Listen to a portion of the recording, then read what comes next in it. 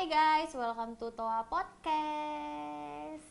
Nggak ngelaporin institusi lo gitu kan, itu bakal ke-trace juga. Janji Pak Menteri untuk bilang, beliau sudah bilang ke media bahwa beliau menginginkan ada direksi atau CEO BUMN yang milenial. Tapi nggak mungkin misalnya someday lo atau gue jadi direksi di salah satu BUMN. Itu adalah salah satu, itu targetnya. Itu literally emang targetnya kayak gitu. Kita tuh terkenal vokal kan, terkenal kayak suka bacot gitu kan, suka protes, suka komplain segala macam. Ya udah lu delivering aja, lu conveying your thoughts gitu, bahwa Pak Menteri pengen milenialnya berinovasi, gitu aja. Kami ingin mendengar gagasan-gagasan kalian yang dapat membawa angin perubahan untuk BUMN dan bangsa. Generasi milenial adalah generasi yang aktif, kreatif, akrab dengan teknologi, dan juga inovatif. Banyak perusahaan-perusahaan yang sebagian besar karyawannya dipenuhi oleh generasi yang multitasking ini, termasuk BUMN. Khusus untuk BUMN sendiri, lebih dari 60% karyawannya adalah generasi milenial.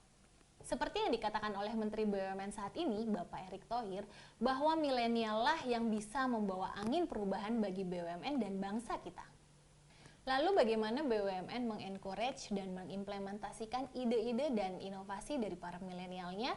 Sudah hadir di ruang virtual gue kali ini adalah Fauzan Fadli, yaitu dari bagian Sekretariat Komunikasi Bersama Stafsus Komunikasi Menteri BUMN.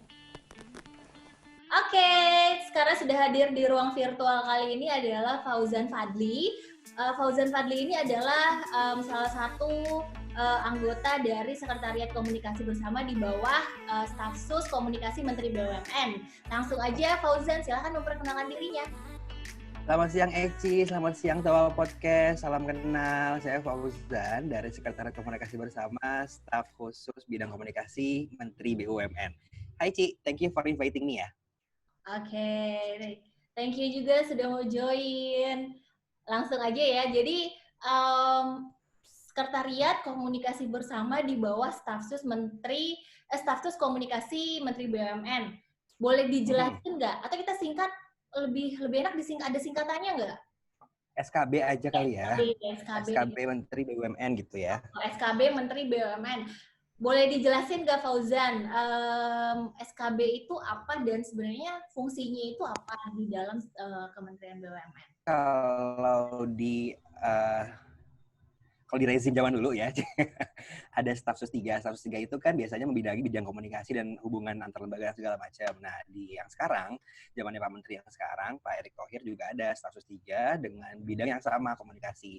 Stafsus 3 ini dipimpin oleh Pak Arya Sinulinga. Kita manggilnya Bang Arya, ya lo tau lah ya Ci gimana Bang Arya, kayak malang melintang dunia komunikasi segala macam, direktur ini, direktur itu, kemudian jadi petinggi juga, pejabat di salah satu grup media paling besar di Indonesia, bahkan di Asia Tenggara.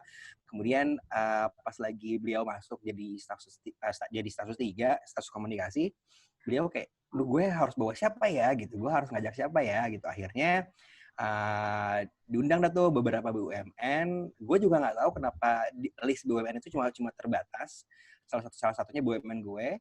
Terus diundang buat jadi asistennya dia gitu, bantu-bantu kerjaan komunikasi di Kementerian BUMN gitu. Jadi ada berapa ya?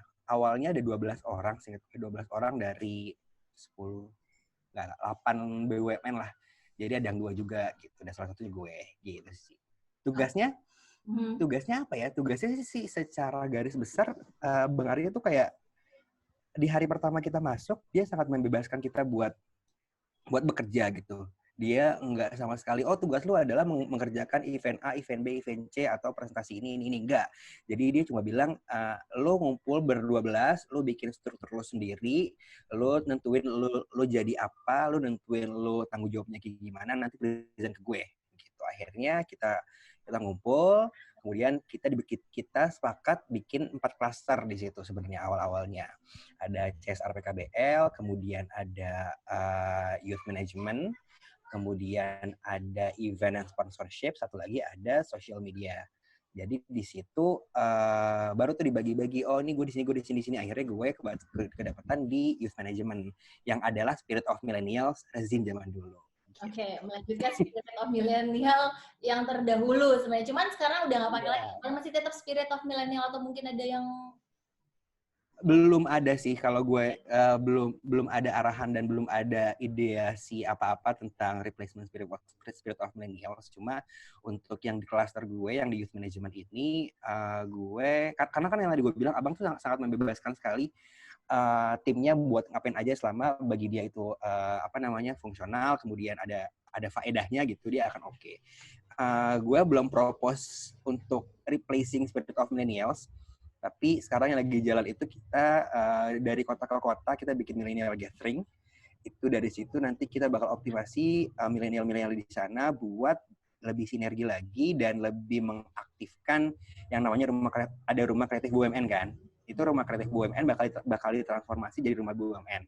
Nah, itu udah ada di seluruh kabupaten kota di Indonesia. Itu bakal diaktifasi dan bakal jadi base camp-nya milenial provinsi untuk BUMN. Gitu. Oke. Tadi ada empat bidang. Boleh jelasin nggak sih program-program di tiap bidangnya itu apa saja gitu? Apa yang sudah dilakukan dan mungkin belum dilakukan atau mungkin bahkan yang sedang berjalan itu apa dari setiap bidangnya? Boleh dong? Boleh kan kalau misalnya sama-sama orang PR nih ya, misalnya kan kalau yang 2 minggu sekali kita selalu punya namanya meeting agenda setting sama Bang Arya. Jadi mulai tahun ini kan kita pengen ada integrasi ownership dari conversation di media, either itu di media mainstream atau media sosial. Dari situ abang pengen semuanya terreport, semuanya terdrive dengan baik gitu. Dan semua juga masing-masing tahu. Dan itu setiap 2 minggu sekali, setiap BUMN itu diwajibkan buat report, 2 minggu ke depan gue mau angkat isu tentang X. 2 minggu ke belakang, terus ini report dari media monitoring gue dari 2 minggu ke belakang. Nah, itu akan dikompal setiap 2 mingguan dan akan dijadikan sebagai bahan meeting agenda setting per klaster BUMN. Gitu. Dan di saat meeting agenda setting itu abang akan mengarahkan, misalnya nih ya, ada BUMN dari misalnya jasa keuangan gitu kan, atau dari asuransi. Mereka udah ngasih media monitoring gue ini yang berita yang naik A, B, C, D, E. Kemudian abang bakal komen, berita F belum sama sekali naik nih, naikin minggu depan kayak gitu. Atau yang ini kurang kencang segala macam gitu. Itu pertimbangan dari Bang Arya setelah dia dapat insight dari macam-macam timnya yang lain. Jadi itu bakal jadi agenda bersama nantinya. Kayak gitu sih, Ci. Itu kalau itu dari klaster sosial media ya. Kalau dari klaster CSR PKBL itu lebih banyak lagi sih programnya. Tapi Ntar dulu, gue mau nanya dulu sebelum ya, gimana? PKBL. Tadi kan lu bilang agenda setting, berarti memang kita setiap dari perusahaan BUMN itu punya isu apa atau mungkin ya tadi melakukan media monitoring, artinya boleh segala jenis berita, mau itu positif, negatif atau netral atau seperti apa yang harus dilaporkan, benar nggak sih kalau dibilang sebenarnya segala jenis berita, karena either pun misalnya lu nih nggak ngelaporin institusi lo gitu kan, itu bakal ke-trace juga karena kan abang punya tools, paling nggak dia punya 3 tools dan 3 tim media monitoring sendiri, either itu social media dan juga media mainstream yang bakal nge-compile dan nge-feeding ke doi gitu. Jadi berita apapun yang masuk yang tentang BUMN tertentu akan terekam juga ke kita. Gitu. Itu bakal kita display juga di meeting agenda setting gitu. Terus setelah itu apa? Setelah kita laporkan, apa yang tindak lanjut dari staf sus komunikasi ini terhadap tadi berita-berita yang sudah dilaporkan ini? Lebih banyak mungkin ke arahan ya, bukan kayak mungkin gitu sebagai orang yang ini Bang Arya kali ya, sebagai orang yang lama di media, misalnya ada berita X yang terlalu tone-nya negatif, kemudian gimana cara bikin positifnya, ini ditiban sama berita ini aja, kemudian atau misalnya BUMN lain sinergi dong, bantu BUMN ini buat naikin berita ini, atau nanti misalnya kalaupun emang udah tereskalasi lebih jadi trending topik, kita bakal bikin trending topik tandingan kayak gitu sih. Yang dibuat targetnya apa sih? Kenapa sih harus setiap BUMN itu melaporkan setiap pemberitaan di media? Karena kita pengen owning the conversation sebenarnya. Karena dari awal ke pemimpinan Pak Erick Thohir kan udah sangat media darling. Apapun yang diucapkan sama Pak Erick Thohir pasti selalu naik ke media gitu. Itu kan langsung turun ke bawah, ke akar rumput juga, ke BUMN yang di bawahnya. Itu harus laras dengan omongan Pak Erick, harus laras dengan tone berita yang dinaikkan. Jadi pengennya sih kita owning the conversation. Karena kalau misalnya gue ingat-ingat dari, mungkin gue lupa sih, sebulan atau 2 bulan lalu, kayak sebelum COVID ya, hampir 65% pemberitaan di media mainstream itu tentang BUMN. Dan kita mau jaga itu. Dan kita mau jaga itu tetap positif, negatif atau netral? Positif. Positif. Positif ke netral. Positif ke netral. Kecuali pas Jiwasraya dulu ya. Jangan nyebut merek, Pak. Sama Garuda. Jangan nyebut merek, ntar gue di-ban nih. Nanti aja gimana. Gitu. Ya oke, terus ya. Kecuali itu. Kecuali itu 2. Tapi selebihnya sih selalu di atas 60% kita owning the conversation sih. Oke, supaya beritanya tidak liar kemana-mana, maksudnya seperti itu juga ya. Supaya tetap BUMN yang mimpin pemberitaan gitu. Supaya kita ngedrive semua trending topik, ngedrive semua headline di pemberitaan tentang BUMN. Itu aja sih. Dan ini sudah berlangsung. To let people know gitu. Oke, ini sudah berlangsung berapa lama dan sejauh ini impact-nya apa? Dampaknya dengan adanya agenda? Dari Januari ya, kan gue gabung di SKB itu Januari sebenarnya. Mungkin baru mulai meeting agenda setting 2 mingguan tuh di Februari, Maret kali ya, gue lupa, Februari kalau nggak salah sih. Impact-nya belum kita ukur secara statistik ya Bu Eci ya.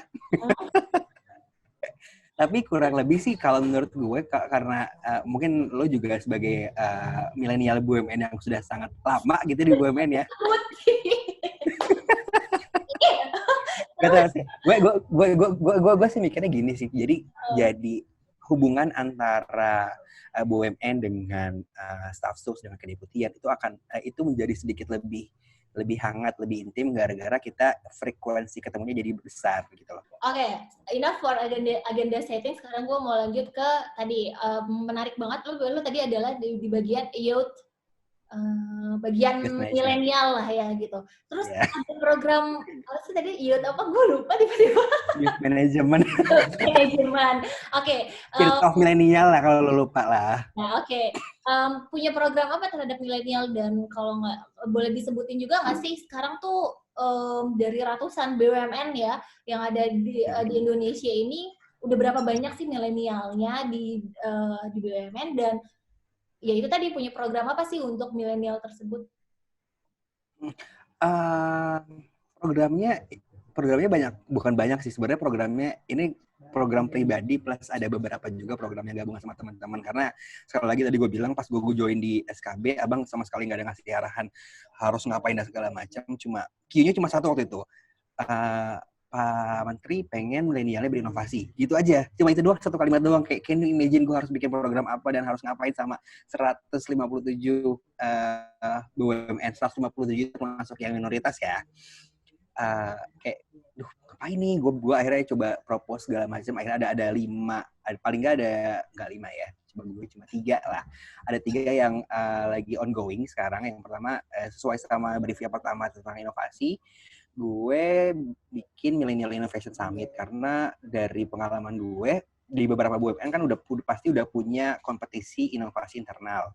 Nah, gue pengen eskalasi itu menjadi tingkat nasional gitu. Akhirnya ya udah gue bikin proposalnya, gue bikin decknya, Innovation Summit, gue bikin kategorisasinya. It was all by myself. Terus gue sebelum bikin kategorisasinya, gue harus clustering industri BUMN yang segitu banyaknya, karena kan nggak mungkin misalnya kategori inovasi yang nggak ada di pupuk gitu misalnya, atau yang nggak ada di pariwisata gitu kan, jadinya nggak balance gitu. Akhirnya setelah dua mingguan lah, gue coba komunikasi ke beberapa orang yang ahli inovasi, termasuk teman kita. Ngobrol-ngobrol segala macam. Oh, ketemu nih tiga inovasi yang bakal bisa jadi bisa jadi pinpoint untuk pengembangan inovasi dan juga milenial. Ada 3, ada tentang business strategy, kemudian ada technology breakthrough, sama social innovation. Nah, masing-masing itu setelah di-assess di semua BUMN dengan assessnya desktop research. Maksud gue nggak research dan survei secara masif, gue desktop aja, gue buka semua profil segala macam, itu match dengan kategori itu. Kita meyakini bahwa semua BUMN punya potensi buat mengembangkan strategi bisnis, potensi buat membuat teknologi yang baru, either itu hardware maupun software, dan juga potensi buat mengembangkan social movement. Nah, dari situ jadilah Millennial Innovation Summit. Oke. Gitu. Tadi belum jawab, ada berapa banyak milenial yang di BUMN? Kalau punya data? baru kan kemarin nih baru Millennial Gathering lagi chapter Makassar. Gue baru bikin deck lagi yang baru. Gue agak kesusahan untuk mendapatkan data seberapa banyak millennials BUMN se-Indonesia gitu. Tapi kalau misalnya mau diambil rasio, kalau diambil rasio 60-65% karyawan BUMN adalah milenial, gitu mungkin sekitar di atas 200 ribuan sih menurut gue masih ada sih. Oke, berarti sudah 60% memang komposisinya. Nah, tadi ada program Millennial Innovation Summit. Sudah sejauh mana sih tahapnya implementasi dari Millennial MES lah ya, MES ini? Implementasi di masing-masing BUMN atau gimana nih? Kalau secara iya, sudah berjalankah? Terus kalaupun sudah berjalan, sudah sampai tahap mana? Oh, kalau MIS sendiri sudah jalan dan gue cukup bangga dengan programnya karena ini lumayan running smoothly menurut gue karena timnya juga asik. Kemudian kita juga dibantu sama teman-teman dari Kedeputian SDM yang baru dari boleh sebut nama nggak sih kalau saya Kedeputian SDM yang baru karena kan deputi Menteri BUMN kan baru nih Ci ya kan. Yang tadinya ada banyak itu diringkas jadi beberapa aja dan salah satu deputinya adalah deputi SDM dan IT itu sangat kooperatif dengan program-program yang gue propose, salah satunya MIS. Progresnya sekarang kita sudah menyaring lebih dari 8.900 judul. Padahal target gue cuma 2.200 gitu. Gue target sama tim, oke, 2.200 achieve ya, pasti achieve nih dari BUMN. Ternyata pas tadi H-2, H-3 sebelum deadline pengumpulan judul, hampir 9.000 tuh Ci. I was like, oh gila keren banget gitu kan, berarti hampir hampir 3 kali overachieve gitu kan. Dan itu happy banget secara pribadi dan juga teman-teman di kementerian juga happy juga gitu bahwa BUMN ternyata punya inventarisasi inovasi yang sangat banyak dan gue yakin itu pasti bisa lebih dari itu karena kalau dilihat dari pemberitaan-pemberitaan yang naik di media misalnya salah satu BUMN perbankan misalnya mereka bikin inovasi internal bisa sampai belasan ribu per submission per tahun gitu. Berarti yang disubmit ke level kementerian berarti belum setengahnya tuh Ci ya kan. Nah, sekarang udah sampai progres itu dari 8.900 kita sudah kurasi menjadi 380-an. Oke, dari 9.000 sudah jadi 380-an. Dari 380-an ini tanggal 7 Juni nanti kita kurasi tahap 2. Kurasi tahap 2 itu kita mau saring jadi 30 top 30 innovation untuk BUMN. Oke, dari 30 selanjutnya? Dari 30 itu bakal dipilih masing-masing satu inovasi per kategori, itu bakal jadi pemenangnya. Jadi satu social innovation, satu technology breakthrough, satu lagi business strategy. Dan itu nggak menutup kemungkinan misalnya yang menang dari BUMN tiga-tiganya ya nggak apa-apa. Atau maksudnya emang kita nggak ngeplot satu kategori untuk satu BUMN. Pokoknya kita siapa aja nggak apa-apa. Kriteria dari setiap inovasi kayak syaratnya tuh apa sih supaya ini katakanlah milenial BUMN boleh ikut, terus kriteria dari panitianya penilaiannya itu inovasi harus seperti apa? Oke, untuk kriteria inovatornya dulu ya. Inovatornya itu kita pastikan harus milenial. Itu harus under 37 tahun yang bisa ikut dan minimal setahun bekerja di BUMN. Jadi lo mau karyawan kontrak tetap atau anak perusahaan atau apa selama lo setahun, selama lo di under 37 tahun, lo eligible buat ikut sebagai inovator di situ. Terus untuk kriteria penilaian itu sudah kita share di beberapa di teman-teman peserta. Terus tapi kita dari panitia dan juga dari tim itu cuma ngeplot parameter penilaiannya aja. Nanti kurasi tahap 1 itu teman-teman di BUMN sendiri yang milih gitu. Jadi misalnya BUMN X gitu kan, mereka submit 1.000 judul misalnya, tapi kita hanya minta 3 judul dari 1.000 itu. Nah, itu masuk kurasi tahap 1. Misalnya X itu 1.000, pokoknya gue cuma minta 3 untuk masing-masing kategori 1. Untuk proses prosesnya monggo diserahkan ke BUMN masing-masing. Itu kurasi internal. Nah, kurasi tahap 2 ini yang tanggal 7 Juni nanti, itu kita bakal bareng sama salah satu konsultan startup inovasi yang millennials juga. Terus kriteria penilaiannya lebih ke punctuality gitu. Maksudnya kayak sesuai nggak inovasi lu sama terminologi dari kategori yang gue susun. Apakah judul yang lu kasih, misalnya judulnya tentang pengembangan bisnis garam gitu, tapi yang submit ternyata dari PT PPA gitu misalnya, itu kan agak-agak nggak punctual gitu, nggak tepat implementasi dari definisi judul sama terminologinya. Itu akan menjadi penilaian di kurasi tahap 2. Nanti di kurasi terakhir setelah top 30 itu jurinya beda lagi sih. Jurinya akan perorangan sifatnya, bukan institusi. Itu kita sama sekali nggak bisa disclose siapa yang akan menjadi panel judges untuk top 30 itu. Nah, tapi proses penilaiannya akan seperti business pitch. Jadi masing-masing inovator, masing-masing tim itu bakal as if mereka presenting bisnis mereka ke calon investor, bahwa inovasi gue ini commercial enough, kalaupun nggak commercial, inovasi gue sustainable enough, kemudian keuntungannya apa buat BUMN, keuntungannya apa buat Indonesia, kemudian potensinya untuk dikembangkan dan strategi untuk kolaborasi sama BUMN lain seberapa besar, itu yang akan di-assess di panel judges di tahap akhir. Gitu. Setelah itu, bentar. Kepanjangan ya Kak ya. Setelah itu karena gue pengennya MAS ini bukan sekedar ajang kompetisi aja sih, karena gue pengennya sustain.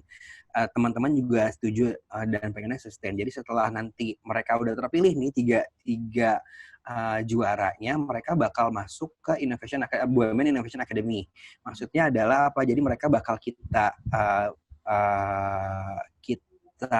arahkan untuk mengembangkan inovasinya dan menyebarluaskan ke BUMN milenial yang lain. Dan mereka nantinya mungkin di cycle berikutnya akan menjadi either itu menjadi panel atau menjadi kurator atau menjadi panitia untuk MIS di tahun selanjutnya. Jadi bakal jadi cycling gitu loh, Cik. Oke, sustain ya berarti ya, karena kan biasanya beda pergantian orang Zim gitu ya. Rezim beda program lagi nih. Berarti ini memang sudah ditetapkan sustain, artinya memang ketika pergantian orangnya atau jabatannya itu tetap berlanjut ya? Iya, itu gue lagi fight buat keluarin semacam SK atau SE yang tingkatnya menteri, karena kalau misalnya udah kita legal kan seperti itu kan akan lebih ajek gitu rasanya. Itu lagi mau gue cuma komunikasikan ke teman-teman kedeputian sih. Iya ya. Oke. Selanjutnya gini, milenial tadi kan berarti 3 pemenang dari setiap masing-masing bidang akan menjadi masuk ke inovasi akademi. Tapi dari beribu inovasi yang sudah dikirimkan itu, selanjutnya apa tindak lanjutnya gitu dari kementerian sendiri ya? Apakah sudah gitu dia ngikut katakanlah tidak menang, selanjutnya inovasi yang mereka buat seperti apa? Apakah dari kementerian ini punya komunikasi mungkin ke masing-masing perusahaannya dari setiap inovasi-inovasi yang dikirimkan untuk diimplementasikan harus seperti apa? Karena sayang nih gitu, mereka punya ide, mereka bikin ide cuma buat ikut MIS ini, tapi setelah mereka tidak menang, inovasinya hanya stop di atas kertas aja gitu. Dari SKB sendiri gimana mekanismenya atau untuk tindak lanjut dari inovasi tersebut?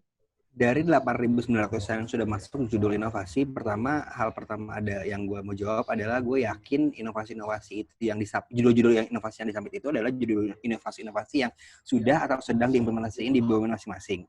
Maksud gue itu berarti sudah ada sebelumnya atau sedang, dan itu nggak genuinely dibikin, mungkin ada beberapa yang genuinely dibikin untuk MIS. Jadi itu akan manfaat buat internal BUMN masing-masing. Yang kedua, ternyata setelah kita coba propose untuk bikin program ini ke teman-teman kementerian di kedeputian, memang belum ada inventarisasi dan dokumentasi tentang seberapa besar potensi inovasi BUMN. Ini menjadi pilot project teman-teman di kementerian untuk mendokumentasikan itu dan menginventarisasi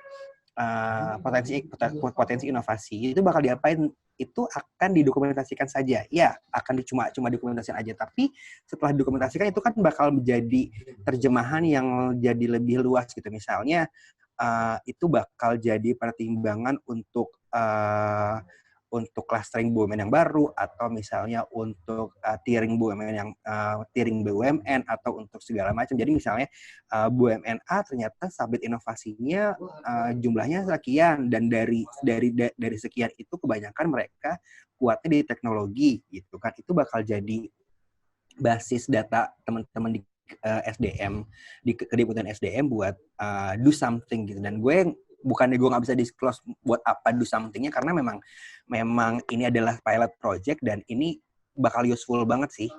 Tapi akan dikomunikasikan kembalikah ke teman-teman BUMN? Jawabannya adalah tidak gitu. Karena kan memang itu kan ownership-nya jadi ownership masing-masing BUMN. Kita hanya sebatas menginventarisasi dan nantinya akan menerjemahkan menjadi kebijakan atau segala macam. Jadi ya komunikasinya nggak ada komunikasi lebih lanjut sih, Ci. Oke. Tergantung kebijakan dari masing-masing BUMN-nya aja mau seperti apa. Oke, selain milenial, mungkin ada lagi nggak sih program-program yang bisa memaksimalkan peran dari milenial BUMN ini? Dari deck yang kemarin gue bikin buat Bang Arya pas Millennial Gathering Makassar itu ada 5 potensial milenial BUMN. Yang pertama tadi budaya inovasi, kemudian ada leadership, kemudian ada kolaborasi, sosial media, dan satu lagi adalah aktivasi rumah BUMN. Itu ada 5. Tadi yang inovasi udah, kemudian yang satu lagi yang lagi gue jalanin dan insya Allah mid-June nanti, pertengahan Juni nanti, gue mau launch, itu namanya programnya berhubungan dengan kepemimpinan, itu CEO muda rumah BUMN. Jadi bagaimana caranya gue menjawab quote on quote janji Pak Menteri untuk bilang, beliau sudah bilang ke media bahwa beliau menginginkan ada direksi atau CEO BUMN yang milenial atau pejabat BUMN yang masih muda gitu. Udah gembar-gembar kemana-mana. Akhirnya kita coba kristalisasi idenya, kita coba assess bagaimana caranya. Akhirnya ketemu nih CEO muda rumah BUMN. Itu bakal kita launch bulan Juni nanti. Oke, itu targetnya apa? CEO. Targetnya bikin lo jadi direksi. Ini mau jadi calon CEO di BUMN atau apa? Yes. Targetnya mau bikin lo jadi direksi, Ci. Jangan sebut gue, woy. Tapi kan bukannya nggak mungkin misalnya someday lo atau gue jadi direksi di salah satu BUMN. Itu adalah itu targetnya. Itu literally emang targetnya kayak gitu. Kita mau talent pooling sebenarnya.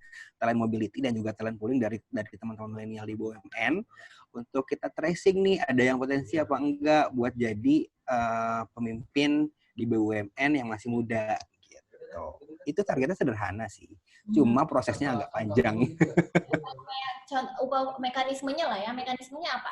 Karena kan apakah CEO muda ini, tadi kan lo bilang CEO muda rumah BUMN. Artinya mereka ditempatkan di salah satu tadi rumah BUMN. Mekanismenya seperti apa sih untuk BUMN? Secara singkat dan konseptual, ini karena project ini masih ongoing, masih bukan dalam tahap pengembangan konsepnya, karena konsepnya sudah insya Allah sudah matang, tapi tinggal entity yang di dalamnya aja yang harus gue dan tim lagi gojlok dalam lagi, karena impact-nya bakal besar banget. Jadi kalau misalnya nggak hati-hati atau nggak detail, khawatirnya ada yang miss pas sudah jalan. Oke, selanjutnya mekanisme untuk pencarian CEO mudanya itu seperti apa? Pencarian program CEO Muda BUMN ini bakal mencari 2 talenta terbaik dari BUMN yang akan ditempatkan di masing-masing provinsi di Indonesia. Jadi ada 34 provinsi di Indonesia, berarti ada 68 CEO dan 68 CF 34 CEO dan 34 CFO karena akan 2 gitu. Jadi masing-masing itu akan ditempatkan di rumah BUMN, dan rumah BUMN itu secara program dan secara anggaran sebenarnya setiap tahun sudah ada. Jadi mereka akan mengelola anggaran itu. Anggarannya mulai dari 700 miliar loh per kota, per provinsi, which is actually itu bisa lebih besar daripada laba BUMN tier 3 gitu. Jadi itu adalah udah jadi kayak udah mereka emang udah level CEO gitu kalau misal di level BUMN gitu, karena uang yang dikelola dan juga fungsi dan juga strateginya memang sudah seperti BUMN walaupun ditempatkan di rumah BUMN. Rumah BUMN itu apa sebenarnya? Rumah BUMN itu adalah transformasi dari rumah kreatif BUMN. Zaman dulu udah ada tuh rumah kreatif BUMN yang fungsinya untuk mengakomodasi, mengakselerasi dan juga mengoptimalisasi UKM dan juga pembinaan usaha mikro yang ada di sana di masing-masing provinsi. Nah, mereka tugasnya itu. Nanti ada beberapa tugas tambahan lagi untuk mengakselerasi mereka sebagai CEO. Mereka akan ada program pelatihan segala macam untuk mempersiapkan diri jadi CEO ready. Dan di tahun terakhir 2 atau 3 tahun mungkin 2 tahun setelah mereka di OJT-kan di rumah BUMN, mereka akan di-assess buat masuk ke talent pool-nya BUMN. Oke. Nanti statusnya seperti apa, Jan? Statusnya mereka bakal jadi karyawan BUMN masing-masing.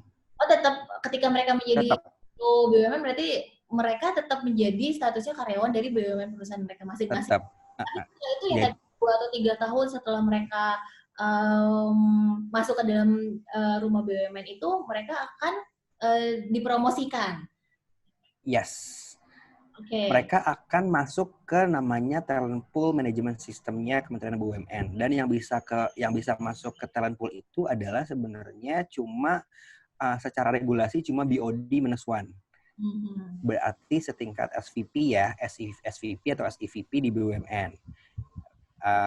Mereka akan masuk ke situ. Okay. Walaupun secara ability mereka nggak masuk, cuma secara regulasi kita pastikan mereka bisa masuk situ setelah mereka melalui OJT 2 tahun ya, OJT di rumah BUMN sebagai CEO ya, gitu. Dan mereka lolos assessment, karena assessment-nya bakal sangat-sangat komprehensif karena buat eksekutif kan. Oke, target mereka ketika mereka udah masuk ke dalam CEO muda itu apa aja? Banyak targetnya, banyak banget. KPI-nya KPI secara umum sudah tim bikin, cuma secara khususnya itu lagi digodok sama teman-teman FHCI. Okay. Itu banyak banget, Ci. Jadi mereka harus achieve banyak sekali target dan juga pelatihan, karena ini kan kayak program akselerasi ya, kayak lo lompat gitu dari misalnya BOD -4 atau BOD -5 tiba-tiba jadi BOD -2 atau -3 gitu kan. Itu dalam 2 tahun itu, jadi banyak yang harus dibuktikan dalam 2 tahun itu. Oke. Katakanlah ketika mereka tidak lulus, tadi kan ada assessment. Ketika mereka tidak lulus assessment, artinya mereka dikembalikan lagi ke perusahaan BUMN masing-masing atau? Mereka akan dikembalikan. Dengan status? Semua akan dikembalikan ke BUMN masing-masing setelah 2 tahun OJT di rumah BUMN sebagai CEO dengan status itu nanti. Sebelum mereka jadi CEO atau seperti itu. Karena kan mereka udah di tadi ada itu nanti. Sebenarnya kalau setelah dikembalikan ke BUMN masing-masing, itu sudah di luar kewenangan kementerian sebagai institusi ya, karena kan kebijakan BUMN masing-masing. Cuma logikanya lo udah pelatihan nih 2 tahun, udah minimal dapat sertifikat misalnya 10 atau 12 dalam 2 tahun itu. Berarti kan secara capability lo sudah naik pangkat juga gitu, dan itu bisa quote on quote lo jual ke perusahaan lo bahwa gue berhaknya dipromosiin gitu. Mungkin itu kali ya logika kasar dan juga sederhananya. Oke. Itu jadi boleh dibilang, ini correct me if I'm wrong ya, jadi itu boleh dibilang seperti kayak leadership workshop nggak sih? Mereka dilatih, ya kayak workshop dilatih untuk menjadi leader, ya tadi ketika mereka lulus assess, mereka akan lanjut mungkin jadi CEO, tapi ketika tidak mereka akan dikembalikan lagi ke BUMN. Gitu ya. Oke. Yes. Ada lagi Pak programnya? Programnya tadi social media itu salah satu program milenialnya. Kita bikin social media troops yang udah juga sempat dilaksanain di periode sebelumnya, tapi kita mau lanjutin lagi bahwa kita tetap pengen ownership the conversations di social media. Jadi kayak misalnya satu BUMN nanti bakal ada berapa puluh millennials-nya, kemudian saat ada berita yang ingin dinaikin, buat bantu retweet, bantu repost, bantu like, bantu share segala macam biar engagement-nya naik, biar tetap jadi trending, tetap jadi conversation di digital. Itu salah satu fungsi millennials. Terus fungsi lain ya mereka akan dibutuhkan wadah. Rumah BUMN itu selain nantinya dipimpin oleh CEO muda, milenial BUMN provinsi itu bakal punya hak buat menggunakan rumah BUMN sebagai base camp-nya mereka gitu ya, Ci. Mereka nanti kita ya kantornya di situ, karena kita sudah require ke teman-teman CSR PKBBL bahwa rumah BUMN yang tingkat provinsi itu harus punya coworking space, harus punya halaman yang luas misalnya, jadi untuk mengakomodasi teman-teman milenial yang mau gabung di situ, either mau buka kopi atau mau mau bikin bazar atau mau ngejam atau mau apa, itu bisa di situ nantinya bakal kayak gitu sih, milenial bakal jadi guyup lebih di situ, kemudian bakal jadi kuat dari daerah dan itu bakal lebih powerful. Gitu sih. Mungkin ada pesan-pesan untuk teman-teman milenial sebagai youth, PIC Youth Management? Lebih ke itu sih, Ji. Lebih ke setia. Maksud gue kan preferensi dan juga kebanyakan milenial tuh misalnya lebih ada tawaran lebih besar dari swasta gitu kan, bisa pindah kayak gitu-gitu. Padahal di BUMN sendiri banyak sekali potensi yang bisa digali, banyak banget kesempatan yang untuk bisa diraih karena gap-nya lumayan besar, dan itu adalah kesempatan yang sangat bagus buat teman-teman milenial buat lebih bersinar lagi di BUMN. Maksud gue ya udah lu setia aja sama BUMN lo daripada lo ke swasta, daripada lo ke startup. Serius deh, jangan ke startup deh, mendingan ke BUMN gitu. Startup tuh nggak long last. Startup tuh nggak lo lah, percaya deh, startup itu ya udah lo mau startup paling gede pun gitu, mau apa sih unicorn, dekakorn, apakorn segala macam, nggak akan sesuai BUMN, percaya aja deh. Gitu. Once lo udah di BUMN, lo nggak usah kemana-mana gitu, lo kerja aja yang benar, lo tunjukin lo bisa prestasi, lo kalau ada kesempatan bacot, lo bacot aja sama direksi lo atau sama atasan lo, karena itu salah satu value milenial maksud gue. Value kita tuh gitu, maksud gue value kita tuh terkenal vokal kan, terkenal kayak suka bacot gitu kan, suka protes, suka komplain segala macam. Ya udah lu delivering aja, lu conveying your thoughts gitu, bahwa ini salah, ini benar, ini harus kayak gini, ini nggak boleh kayak gini, ya nggak apa-apa gitu. One day they'll understand, one day they will recognize you, dan suatu hari nanti mereka bakal bilang you are the next leader gitu. Umar udah nggak ada. Bye baby boomer gitu. Maksud gue gitu lah, setia aja sama BUMN sih. Kalaupun mau pindah, lu pindah ke BUMN lain aja kayak gue. Oke, Fauzan, terima kasih banyak bincang-bincang tentang program-program dari Kementerian BUMN. Banyak. Ditunggu kabar baiknya dan inovasi-inovasi dari setiap milenial BUMN ya. Thank you so much. Terima kasih banyak. Sukses banget buat Towa Podcast. Guys, dengerin Towa Podcast karena hostnya keren, karena temanya oke-oke. Pokoknya jangan lupa subscribe, like, and share Towa Podcast. Thank you. Bye. Bye-bye sih, sehat-sehat ya. Sehat.